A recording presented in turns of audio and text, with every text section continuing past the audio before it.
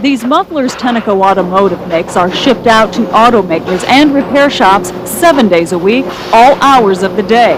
Manufacturers that want parts delivered just in time for their production demand flexibility from suppliers, and those suppliers demand the same thing from shippers. The complexity and the need for services that we've had has really placed some extraordinary demands on the transportation industry.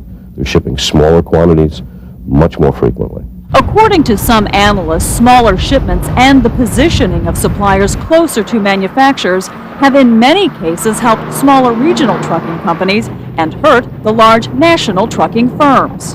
I think that a really good operator, mid-size to small size, who has a very high service level is a winner in this environment, in a just-in-time environment. But some large trucking companies like Roadway Express are actually capitalizing on just-in-time delivery. It's offering a special service that guarantees quick delivery if, say, a production problem causes a shipping delay.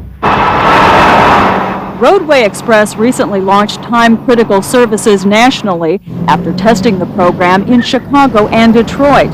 The company introduced the service after discovering that manufacturers weren't using Roadway for emergency shipping because they didn't think the large trucking company could handle the job. That network we have of 400 terminals and 18,000 drivers and trucks that are in every city every day supports a time-critical product better than a small carrier ever could.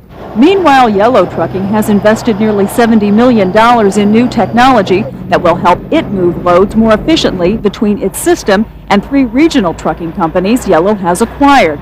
Analysts say while trucking companies large and small are competing well on pricing, service is most important to their customers. And that could mean larger firms with better infrastructure and more trucks will be the ultimate winners in this road war. Diane Estabrook, Nightly Business Report, Chicago Heights, Illinois.